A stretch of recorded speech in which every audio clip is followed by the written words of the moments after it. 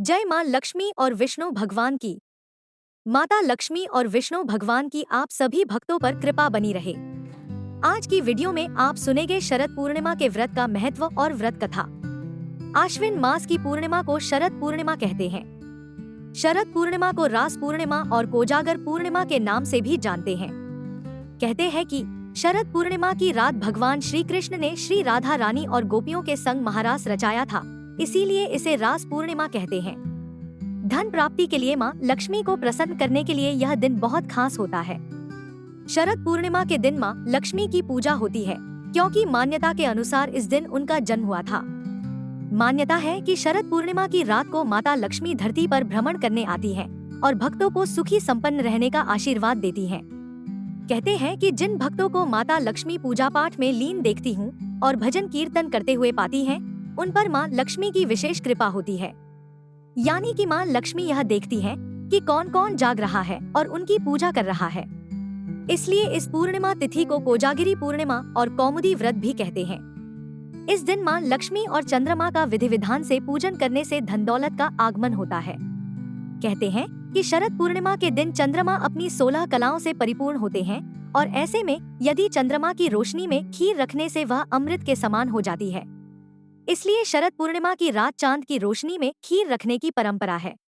इस दिन व्रत भी रखा जाता है और पूजा के दौरान व्रत कथा पढ़ना बहुत ही फलदायी माना गया है। मान्यता है कि आश्विन मास की पूर्णिमा को मां लक्ष्मी समुद्र मंथन से उत्पत्ति हुई थी और इस दिन मां लक्ष्मी का प्राकट्योत्सव मनाया जाता है। लोग इस दिन मां लक्ष्मी का व्रत करते हैं और उनकी पूजा करते हैं। शरद पूर्णिमा का व्रत रखने वाले लोगों के लिए मां लक्ष्मी की उत्पत्ति की कथा का पाठ करना जरूरी होता है, तभी उनका व्रत पूर्ण माना जाता है। आइए आपको बताते हैं शरद पूर्णिमा की व्रत कथा। शरद पूर्णिमा कोजागिरी व्रत कथा। भीष्म जी ने कहा, मुने, मैंने तो सुना था लक्ष्मी जी क्षीर समुद्र से प्रकट हुई है, फिर आपने यह कैसे कहा कि वे भृगु की पत्नी ख्याति के गर्भ से उत्पन्न हुई? पुलस्त्य जी बोले, राजन, तुमने मुझसे जो प्रश्न किया है उसका उत्तर सुनो। लक्ष्मी जी के जन्म का संबंध समुद्र से है, यह बात मैंने भी ब्रह्मा जी के मुख से सुन रखी है। एक समय की बात है, दैत्यों और दानवों ने बड़ी भारी सेना लेकर देवताओं पर चढ़ाई की। उस युद्ध में दैत्यों के सामने देवता परास्त हो गए। तब इंद्र आदि संपूर्ण देवता अग्नि को आगे करके ब्रह्मा जी की शरण में गए। वहां उन्होंने अपना सारा हाल ठीक ठीक कह सुनाया। ब्रह्मा जी ने कहा, तुम लोग मेरे साथ भगवान की शरण में चलो। यह कहकर वे संपूर्ण देवताओं को साथ ले क्षीर सागर के उत्तर तट पर गए और भगवान वासुदेव को संबोधित करके बोले, विष्णु, शीघ्र उठिए और इन देवताओं का कल्याण कीजिए। आपकी सहायता न मिलने से दानव इन्हें बारंबार परास्त करते हैं। उनके ऐसा कहने पर कमल के समान नेत्र वाले भगवान अंतर्यामी पुरुषोत्तम ने देवताओं के शरीर को अपूर्व अवस्था देखकर कहा, देवगण, मैं तुम्हारे तेज की वृद्धि करूँगा। मैं जो उपाय बतलाता हूँ उसे तुम लोग करो। दैत्यों के साथ मिलकर सब प्रकार की औषधियाँ ले आओ और उन्हें क्षीर सागर में डाल दो। फिर मंदरांचल को मथानी और वासुकी नाग को नेति रस्सी बनाकर समुद्र का मंथन करते हुए उससे अमृत निकालो। इस कार्य में मैं तुम लोगों की सहायता करूंगा। समुद्र का मंथन करने पर जो अमृत निकलेगा उसका पान करके तुम लोग बलवान और अमर हो जाओगे। देवाधिदेव भगवान के ऐसा कहने पर संपूर्ण देवता दैत्यों के साथ संधि करके अमृत निकालने के यत्न में लग गए। देव, दानव और दैत्य सब मिलकर सब प्रकार को औषधियाँ ले आए और उन्हें क्षीर सागर में डालकर मंदराचल को मथानी एवं वासुकी नाग को नेति बनाकर बड़े वेग से मंथन करने लगे। भगवान विष्णु की प्रेरणा से सब देवता एक साथ रहकर वासुकी की पूंछ की ओर हो गए और दैत्यों को उन्होंने वासुकी के सिर की ओर खड़ा कर दिया। भीष्म जी, वासुकी के मुख की सांस तथा विषाग्नि से झुलस जाने के कारण सब दैत्य निस्तेज हो गए। क्षीर समुद्र के बीच में ब्रह्मवेत्ताओं में श्रेष्ठ भगवान ब्रह्मा तथा महातेजस्वी महादेव जी कच्छप रूपधारी श्री विष्णु भगवान की पीठ पर खड़े हो अपनी अपनी भुजाओं से कमल की भांति मंदराचल को पकड़े हुए थे तथा स्वयं भगवान श्रीहरि कूर्म रूप धारण करके क्षीर सागर के भीतर देवताओं और दैत्यों के बीच में स्थित थे। वे मंदराचल को अपनी पीठ पर लिए डूबने से बचाते थे। तदंतर जब देवता और दानवों ने क्षीर समुद्र का मंथन आरंभ किया, तब पहले पहल उससे देव पूजित सुरभि कामधेनु का आविर्भाव हुआ, जो हविष्य घी दूध की उत्पत्ति का स्थान मानी गई है। तत्पश्चात वारुणी देवी प्रकट हुई, जिसके मदभरे नेत्र घूम रहे थे। वह पग-पग पर लड़खड़ाती चलती थी। उसे अपवित्र मानकर देवताओं ने त्याग दिया। तब वह असुरों के पास जाकर बोली, दानवों, मैं बल प्रदान करने वाली देवी हूँ, तुम मुझे ग्रहण करो। दैत्यों ने उसे ग्रहण कर लिया। इसके बाद पुनः मंथन आरंभ होने पर पारिजात, कल्पवृक्ष, उत्पन्न हुआ, जो अपनी शोभा से देवताओं का आनंद बढ़ाने वाला था। तदंतर 60 करोड़ अप्सराएं प्रकट हुई, जो देवता और दानवों की सामान्य रूप से भोग्या है। जो लोग पुण्यकर्म करके देवलोक में जाते हैं, उनका भी उनके ऊपर समान अधिकार होता है। अप्सराओं के बाद शीतल किरणों वाले चंद्रमा का प्रादुर्भाव हुआ, जो देवताओं को आनंद प्रदान करने वाले थे। उन्हें भगवान शंकर ने अपने लिए मांगते हुए कहा, देवताओं, ये चंद्रमा मेरी जटाओं के आभूषण होंगे, अतः मैंने इन्हें ले लिया। ब्रह्मा जी ने बहुत अच्छा कहकर शंकर जी की बात का अनुमोदन किया। तत्पश्चात कालकूट नामक भयंकर विष प्रकट हुआ, उससे देवता और दानव सबको बड़ी पीड़ा हुई। तब महादेव जी ने स्वेच्छा से उस विष को लेकर पी लिया। उसके पीने से उनके कंठ में काला दाग पड़ गया। तभी से वे महेश्वर नीलकंठ कहलाने लगे। क्षीर सागर से निकले हुए उस विष का जो अंश पीने से बच गया था, उसे नागों, सर्पों ने ग्रहण कर लिया। तदंतर अपने हाथ में अमृत से भरा हुआ कमंडलू लिए धन्वंतरि जी प्रकट हुए। वे श्वेतवस्त्र धारण किए हुए थे। वैद्यराज के दर्शन से सबका मन स्वस्थ एवं प्रसन्न हो गया। इसके बाद उस समुद्र से उच्चैश्रवा घोड़ा और ऐरावत नाम का हाथी, ये दोनों क्रमशः प्रकट हुए। इसके पश्चात क्षीर सागर से लक्ष्मी देवी का प्रादुर्भाव हुआ, जो खिले हुए कमल पर विराजमान थी और हाथ में कमल लिए थी। उनकी प्रभा चारों ओर छिटक रही थी। उस समय महर्षियों ने श्री सूक्त का पाठ करते हुए बड़ी प्रसन्नता के साथ उनका स्तवन किया। साक्षात क्षीर समुद्र ने प्रकट होकर लक्ष्मी जी को एक सुंदर माला भेंट की, जिसके कमल कभी मुरझाते नहीं थे। विश्वकर्मा उनके समस्त अंगों में आभूषण पहना दिए। स्नान के पश्चात दिव्य माला और दिव्य वस्त्र धारण करके जब वे सब प्रकार के आभूषणों से विभूषित हुईं, तब इंद्र आदि देवता तथा विद्याधर आदि ने भी उन्हें प्राप्त करने की इच्छा की। तब ब्रह्मा जी ने भगवान विष्णु से कहा, वासुदेव, मेरे द्वारा दी हुई इस लक्ष्मी देवी को आप ही ग्रहण करें। मैंने देवताओं और दानवों को मना कर दिया है, वे इन्हें पाने की इच्छा नहीं करेंगे। आपने जो स्थिरतापूर्वक इस समुद्र मंथन के कार्य को संपत्र किया है, इससे आप पर मैं बहुत संतुष्ट हूँ। यो कहकर ब्रह्मा जी लक्ष्मी जी से बोले, देवी, तुम भगवान केशव के पास जाओ। मेरे दिए हुए पति को पाकर अनंत वर्षों तक आनंद का उपभोग करो। ब्रह्मा जी के ऐसा कहने पर लक्ष्मी जी समस्त देवताओं के देखते देखते श्रीहरि के वक्षस्थल में चली गईं और भगवान से बोली, देव, आप कभी मेरा परित्याग न करें। संपूर्ण जगत के प्रियतम, मैं सदा आपके आदेश का पालन करती हुई आपके वक्षस्थल में निवास करूंगी। यह कहकर लक्ष्मी जी ने कृपापूर्ण दृष्टि से देवताओं की ओर देखा, इससे उन्हें बड़ी प्रसन्नता हुई। इधर लक्ष्मी से परित्यक्त होने पर दैत्यों को बड़ा उद्वेग हुआ। उन्होंने झपटकर धन्वंतरि के हाथ से अमृत का पात्र छीन लिया। तब विष्णु ने माया से सुंदर स्त्री का रूप धारण करके दैत्यों को लुभाया और उनके निकट जाकर कहा, यह अमृत का कमंडलू मुझे दे दो। उस त्रिभुवन सुंदरी रूपवती नारी को देखकर दैत्यों का चित्त काम के वशीभूत हो गया। उन्होंने चुपचाप वह अमृत उस सुंदरी के हाथ में दे दिया और स्वयं उसका मुंह ताकने लगे। दानवों से अमृत लेकर भगवान ने देवताओं को दे दिया और इंद्र आदि देवता तत्काल उस अमृत को पी गए। यह देख दैत्यगण भांति भांति के अस्त्र शस्त्र और तलवारें हाथ में लेकर देवताओं पर टूट पड़े, परंतु देवता अमृत पीकर बलवान हो चुके थे। उन्होंने दैत्य सेना को परास्त कर दिया। देवताओं की मार पड़ने पर दैत्यों ने भागकर चारों दिशाओं की शरण ली और कितने ही पाताल में घुस गए। तब संपूर्ण देवता आनंदमग्न मन हो शंख, चक्र और गदा धारण करने वाले भगवान श्री विष्णु को प्रणाम करके स्वर्गलोक में चले गए। तब से सूर्यदेव की प्रभा स्वच्छ हो गई। वे अपने मार्ग से चलने लगे। भगवान अग्निदेव भी मनोहर दीप्ति से युक्त हो प्रज्वलित होने लगे तथा सब प्राणियों का मन धर्म में संलग्न रहने लगा। भगवान विष्णु से सुरक्षित होकर समस्त त्रिलोकी श्री संपन्न हो गई। उस समय समस्त लोकों को धारण करने वाले ब्रह्मा जी ने देवताओं से कहा, देवगण, मैंने तुम्हारी रक्षा के लिए भगवान श्री विष्णु को तथा देवताओं के स्वामी उमापति महादेव जी को नियत किया है। वे दोनों तुम्हारे योगक्षेम का निर्वाह करेंगे। तुम सदा उनकी उपासना करते रहना, क्योंकि वे तुम्हारा कल्याण करने वाले हैं। उपासना करने से ये दोनों महानुभाव सदा तुम्हारे क्षेम के साधक और वरदायक होंगे। यो कहकर भगवान ब्रह्मा अपने धाम को चले गए। उनके जाने के बाद इंद्र ने देवलोक की राह ली। तत्पश्चात श्रीहरि और शंकर जी भी अपने अपने धाम वैकुंठ एवं कैलाश में जा पहुंचे। तदंतर देवराज इंद्र तीनों लोकों की रक्षा करने लगे। महाभाग। इस प्रकार लक्ष्मी जी क्षीर सागर से प्रकट हुई थी। बोलो विष्णु भगवान और माता लक्ष्मी की जय। आइए अब सुनते हैं शरद पूर्णिमा की दूसरी कहानी। पौराणिक कथाओं के अनुसार एक नगर में एक साहूकार रहता था। उसकी दो पुत्रियां थीं। साहूकार की दोनों पुत्रियों का धर्म कर्म में ध्यान रहता और दोनों पूर्णिमा का व्रत रखती थी।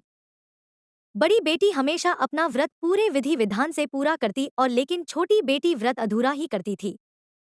कुछ समय के बाद दोनों की शादी हो गई। शादी के बाद बड़ी बेटी ने स्वस्थ संतानों को जन्म दिया, लेकिन छोटी बेटी की संतानें पैदा होने के उपरांत मर जाती थी।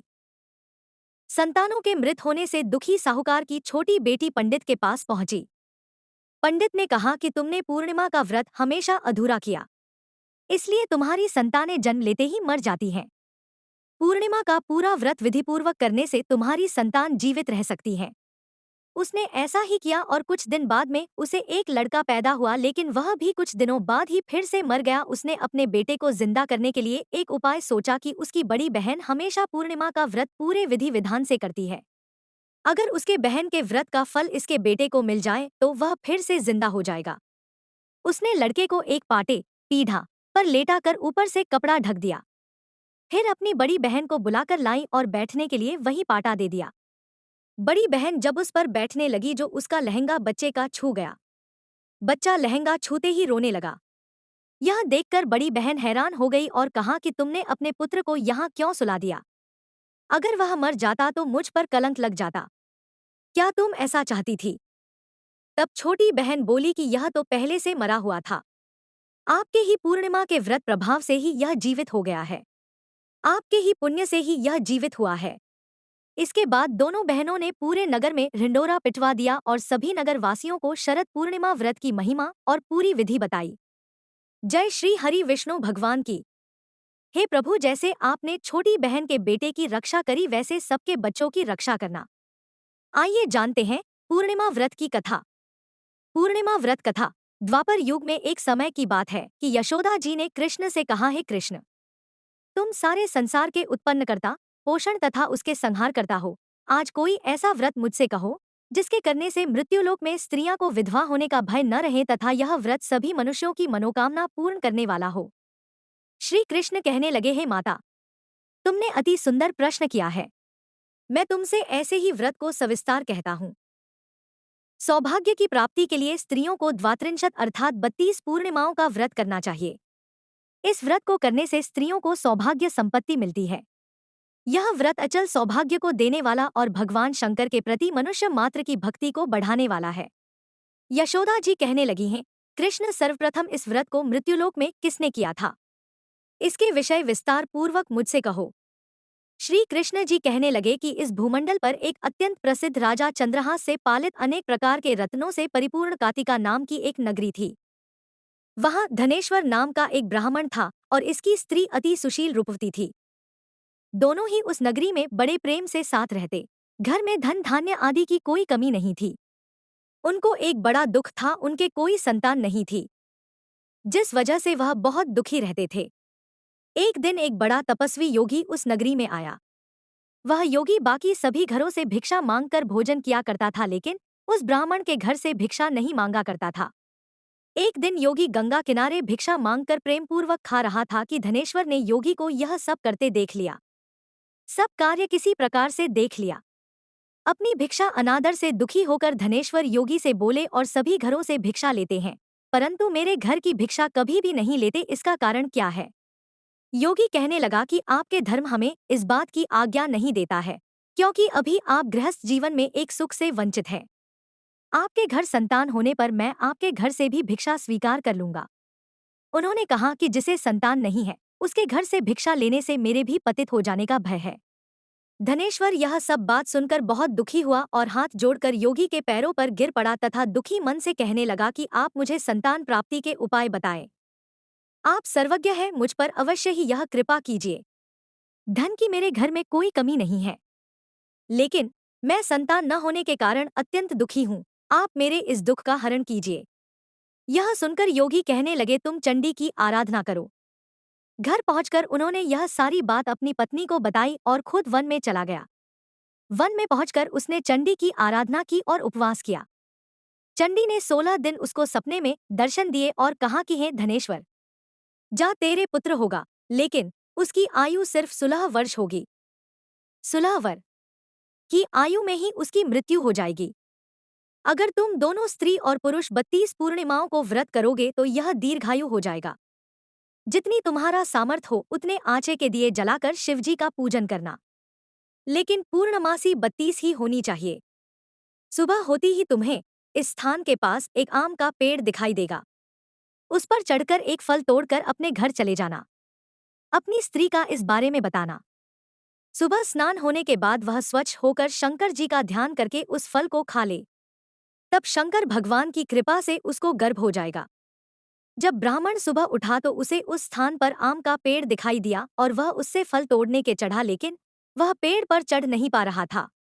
यह देखकर उसे बड़ी चिंता हुई। उसने भगवान गणेश की उपासना की और कहा, हे दयानिधे, अपने भक्तों के विघ्नों का नाश करके उनके मंगल कार्य को करने वाले, दुष्ट का नाश करने वाले, रिद्धि सिद्धि देने वाले, आप मुझे इतना बल दें कि मैं अपनी मनोकामना पूरी कर सकूं। इसके बाद वह पेड़ से फल तोड़कर अपनी पत्नी के पास पहुंचा। उसकी पत्नी ने अपने पति के कहे अनुसार इस फल को खा लिया और वह गर्भवती हो गई। देवी की कृपा से उसे बहुत सुंदर पुत्र पैदा हुआ। उसका नाम उन्होंने देवीदास रखा। माता पिता के हर्ष और शोक के साथ वह बाल बढ़ने लगा। भगवान की कृपा से बालक बहुत ही सुंदर था, सुशील और पढ़ाई लिखाई में भी बहुत ही निपुण था। दुर्गा जी के कथानुसार उसकी माता से 32 पूर्णमासी का व्रत रखा।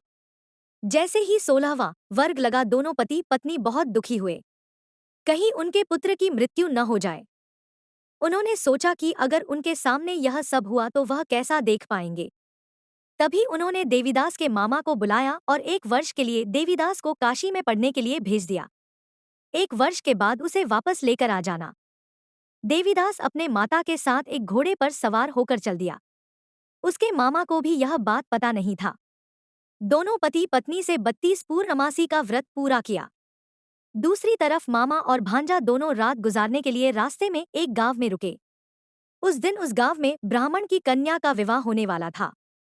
जिस धर्मशाली में वर और बारात के बाकी लोग रुके हुए थे, उसी धर्मशाला में देवीदास और उसका मामा ठहर गए। उधर कन्या को तेल आदि चढ़ने के बाद जब लगन का समय आया तो वर की तबीयत खराब हो गई। वर के पिता ने अपने परिवार वालों से विचार विमर्श करके कहा कि यह देवीदास मेरे पुत्र जैसा ही है, मैं इसके साथ लगन करा दूं और बाद में बाकी सारे काम मेरे बेटे के साथ पूरे हो जाएंगे। ऐसे कहने के बाद वर के पिता देवीदास को मांगने के लिए उसके मामा के पास गए और उन्हें सारी बात बताई। मामा ने कहा कि कन्या दान में जो कुछ भी मिलेगा वो हमें दे दिया जाए। वर के पिता ने बात स्वीकार कर ली। इसके बाद देवीदास का विवाह कन्या के साथ संपन्न हो गया। इसके बाद वह अपनी पत्नी के साथ भोजन न कर सका और मन में विचार करने लगा कि न जाने यह किसकी पत्नी होगी। यह सोचकर उसकी आंखों में आंसू आ गए। तब वधू ने पूछा कि क्या बात है, आप उदास क्यों हैं? तब उसने सारी बातें पत्नी को बता दी। तब कन्या कहने लगी, यह ब्रह्मा विवाद के विपरीत है। आप ही मेरे पति हैं। मैं आपकी की पत्नी रहूंगी, किसी अन्य की कभी नहीं। तब देवीदास ने कहा, ऐसा मत करिए क्योंकि मेरी आयु बहुत कम है, मेरे बाद आपका क्या होगा? लेकिन उसकी पत्नी नहीं मानी और बोली, स्वामी आप भोजन कीजिए। दोनों रात में सोने के लिए चले गए। सुबह देवीदास ने पत्नी को 4 नगों से जड़ी एक अंगूठी दी और एक रुमाल दिया और बोला कि हे प्रिय, इसे लो और संकेत समझकर स्थिर चित हो जाओ। मेरे मरण और जीवन जानने के लिए एक पुष्प वाटिका बना लो, उसमें सुगंधी वाली एक नव मल्लिका लगा लो, उसको प्रतिदिन जल से सींचा करें और आनंद के साथ खेलो कूदो। जिस समय और जिस दिन मेरा प्राणांत होगा उस दिन यह फूल सूख जाएंगे। जब यह फिर से हरे हो जाएं तो जान लेना मैं जीवित हूं। यह समझाकर वह वहां से चला गया। इसके बाद जब वर और बाकी बाराती मंडप में आए तो कन्या ने उसे देखकर कहा कि ये मेरा पति नहीं है, मेरे पति वह है जिनके साथ रात में विवाद हुआ है। इसके साथ मेरा विवाह नहीं हुआ है। अगर यह वही है तो यह बताएं कि मैंने इसके क्या दिया है, साथ ही कन्या दान के समय को आभूषण मिले उन्हें दिखाएं। कन्या की ये सारी बातें सुनकर वह कहने लगा कि मैं यह सब नहीं जानता। इसके बाद सारी बारात भी अपमानित होकर लौट गई। भगवान कृष्ण बोले हैं, माता, इस प्रकार देवीदास काशी चला गया। कुछ समय जब बीत गया तो एक सर्प उसको डसने के लिए वहां आया, लेकिन वह उसको काट नहीं पाया, क्योंकि उसकी माता ने पहले ही 32 पूर्णिमा का व्रत कर लिए थे। इसके बाद खुद काल वहां पहुंचा। भगवान की कृपा से तभी वहां माता पार्वती और भगवान गणेश आ गए। देवीदास को मूर्छित दशा में देखकर माता पार्वती ने भगवान शिव से प्रार्थना की कि महाराज, इस बालक की माता ने पहले ही 32 पूर्णिमा के व्रत कर लिए हैं, आप इसको प्राण दे। भगवान शिव ने माता पार्वती के कहने पर उसे प्राण दान दे दिया। उधर उसकी पत्नी उसके काल की प्रतीक्षा कर रही थी। उसकी पत्नी ने जाकर देखा कि पुष्प और पत्र दोनों ही नहीं है, तो उसको बहुत आश्चर्य हुआ, और जब उसने देखा कि पुष्पवाटिका फिर से हरी हो गई तो वह समझ गई कि उसका पति जिंदा हो गया है। इसके बाद वह बहुत ही प्रसन्न होकर अपने पिता से कहने लगी कि मेरे पति जीवित हैं, उनको ढूंढिए। जब 16वां वर्ष व्यतीत हो गया तो देवीदास भी अपने मामा के साथ काशी चल दिया। इधर उसकी पत्नी के परिवार वाले उन्हें ढूंढने के लिए जा ही रहे थे कि उन्होंने देखा कि देवीदास और उसका मामा उधर ही आ रहे थे। उसको देखकर उनके ससुर बहुत प्रसन्न हुए और उसे अपने घर ले आए। वहां सारा वगर इकट्ठा हो गया और कन्या ने भी उसे पहचान लिया। देवीदास ने इसके बाद अपनी पत्नी और मामा को लेकर वहां से चल दिया। उसके ससुर ने भी उसे बहुत धन दहेज दिया। जब वह अपने घर की तरफ चल रहा था तो उसके माता पिता को लोगों ने खबर कर दी, तुम्हारा पुत्र देवीदास अपनी पत्नी और मामा के साथ आ रहा है। ऐसा समाचार सुनकर पहले तो उन्हें विश्वास नहीं हुआ, लेकिन जब देवीदास आया और उसने अपने माता पिता के पैर छुए तो देवीदास के माता पिता ने उनका माथा चूमा और दोनों को अपने सीने से लगा लिया। दोनों के आने की खुशी में धनेश्वर ने बहुत दान दक्षिणा ब्राह्मणों को दी। श्री कृष्ण जी कहने लगे कि इस तरह धनेश्वर को 32 पूर्णिमाओं को व्रत के प्रभाव से संतान प्राप्त हुई। जो स्त्रियां इस व्रत को करती हैं वह जन्म जन्मांतरों तक वैधव्य का दुख नहीं भोगती हैं और सदैव सौभाग्यवती रहती हैं। यह मेरा वचन है। यह व्रत संतान देने वाला और सभी मनोकामनाओं को पूरा करने वाला है। दोस्तों, कोई भी व्रत कथा बिना आरती के अधूरी मानी जाती है। आइए सुनते हैं पूर्णिमा व्रत की आरती। लेकिन उससे पहले अगर आप इस चैनल पर नए हैं तो इस चैनल को सब्सक्राइब कर लें और इस वीडियो को लाइक और शेयर करना न भूलें। जय श्री राधे राधे।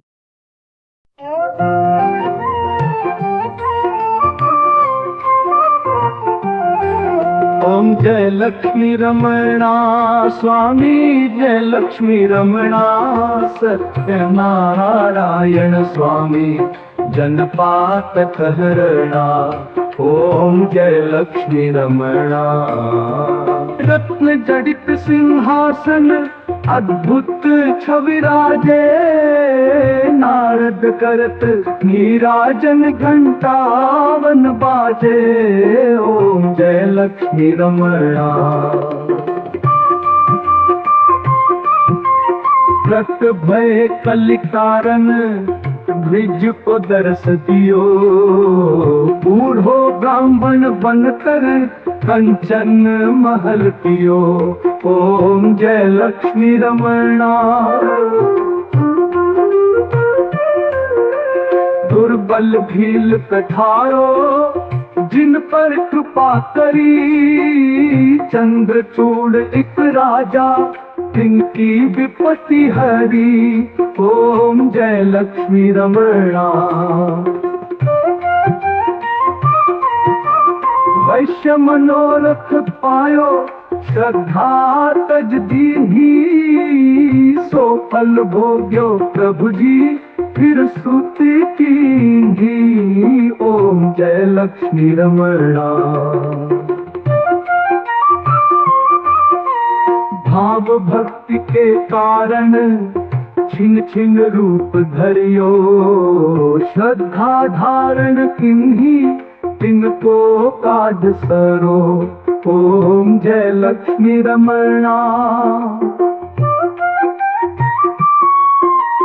ग्वाल बाल संग राजा वन में भक्ति करी, मनवांछित फल दीन हो दीन दयालु हरि। ओम जय लक्ष्मी रमणा। चरत प्रसाद सवायो कदली फल मेवा धूप दीप तुलसी से राजी सत्य देवा। ओम जय लक्ष्मी रमणा सत्यनारायण जी की आरती जो कोई नर गावे कृष सिद्ध सुख संपत्ति सहज रूप पावे। ओम जय लक्ष्मी रमणा ओम जय लक्ष्मी रमणा ओम जय लक्ष्मी रमणा सत्यनारायण भगवान की जय।